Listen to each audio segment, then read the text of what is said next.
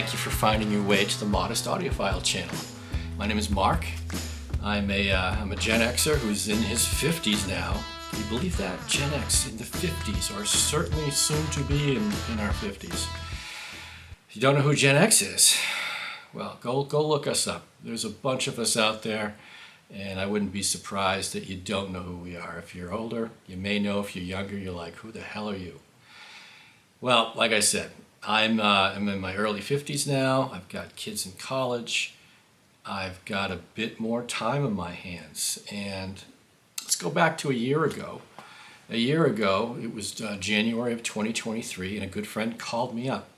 And he wanted to put his toe back in the vinyl waters again. He knew that I had a turntable here. I have a Audio-Technica LP 120, and I've had it for about 10 years or so. It's connected to my Yamaha 5.1 home theater receiver that I've had probably for about 25 years now, with the 5 Bose little tiny cubicle speakers, mini cubes or whatever they were called, and a subwoofer, and that's how I was listening to music for the last 25 plus years. Didn't know what I didn't know, right? We all fell down that home theater trap. So again, back to doing some research from my friend to get him back into the stereo and into the vinyl waters again. I started doing some research of my own, and I fell down the rabbit hole, stumbled, bumbled, crashed my way all the way down, and I couldn't get enough of it. I was going to a lot of the same review sites that I'm sure you've gone to, right? Randy over at Cheap Audio Man, Darko, the British Audiophile, Steve the Audiophiliac. I've been to them all, and then some. I'm keeping a lot out as well. I will reference them from time to time to share with you the value that I got from those sites as well. What I wound up doing, did I mention I've got kids in college? Therefore, I don't have tens of thousands of dollars to go spending on audio equipment. I was fortunate enough to put together a modestly built and priced 2-channel hi-fi system. We already talked about the analog, which was the record player. I'll get back to that in a second, but I've got, over the years, I've built up 30 plus years of digital audio digital audio files. So yeah, over the last 30 years, I've built up quite a large digital music library, from all those MP3s of different sampling rates to ripped CDs to having now probably about 50 high-res titles, right, 24-bit titles, and obviously I've got a bunch of vinyl records. You know, not like those of my predecessor generation, so the boomers, right? I'm sure they've got tons and tons of vinyl records because that was the only medium around. Where us Gen Xers, we've got a foot in both worlds, and for convenience sake, yes, I went down the digital path many years ago.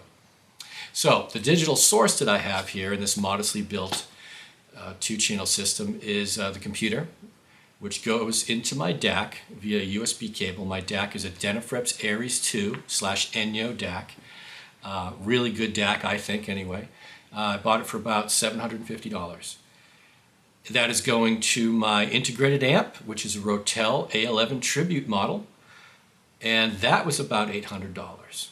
Again, a lot of money, but not an obscene amount of money. Not in this hobby anyway, right? A very modest system. And that's being served up over here by the Wharfedale Denton 85th Anniversary Edition speakers. Those, for the pair of them, that was $1,000. So do the math, you realize it's not an obscene amount of money. The only thing that I've added to my analog source and channel is I did wind up going, after a couple trial and errors with some other devices, I did wind up with a Pro-Ject 2-box S2 Phono preamp, and there'll be a story behind that, I'm sure. So that's my system, and once I got it built, I kind of went in quick. I built it all within about 60 days of each other. So last January and February. And since then I've been listening to all the music I have like it's the very first time again. I'm hearing stuff in the music that I haven't heard ever coming out of these songs. And it was blowing me away. How I listen to it, this is the left speaker here. It's 10.5 feet away from the right speaker, and I sit right over here, 10.5 feet away. I will close my eyes and get that imaging in this holographic nature of the imaging, where you are closing your eyes and you can see all the instruments locked into space, separate from each other. Not only from a left and right width or height, but also depth, right? Depth within that holographic soundstage. So I guess I'm a soundstage guy, which, I don't know, you want to call it, an audiophile? Okay, sure, I'll take that name. But I'm going to do it from a modest approach, right? Modest system, modest way how to grow your library. So again, I have over 30 years worth of digital files. And now that I'm hearing these songs again, these albums again for the very first time, I want to, and a modest approach is to build up the library on the best format that I want to listen to it at. There's another video that I've done, which is a music hierarchy video. I'll put it there or there, wherever it's supposed to go. And it's a short video of how I'm determining what album I want to hear in any particular format and why. I have a library here that I will be sharing with you how I go about comparing either a 16-bit file against a 24-bit file, what I'm hearing and the difference is it worth it? I've got a 33 1/3 RPM Fleetwood Mac Rumors album. Sounds awesome. You can get it off the shelf. All my vinyl records are pretty much off the shelf. Nothing is extraordinary. I don't have the discretionary funding to go out and get that primo first UK pressing of, say, Fleetwood Mac Rumors. It's inaccessible to me. So I want to get the most bang for my buck. And since, that's at a level where I want to listen to it on vinyl, which is my preferred way to listen to music, but certainly not the way I want to listen to all my music. And again, go to that other video and you'll find out why. But in this case, we'll look at a Rumors 33 1/3 and compare it to a Rumors at a 45 RPM. Is it worth it? Right? Because I can go spend $30. You can go spend $30 on a Rumors album, or you can go out and probably spend $60 on a 45 RPM version of that. Yeah, it's $30 difference, is twice the amount, but is it worth it? Well, we're going to find out together. That's essentially what we're going to do here on the channel, is to try to find out in a modest approach how to get the best listening experience for the money. And the only other thing I'll leave you with is it's been brought to my attention that I need to relax more.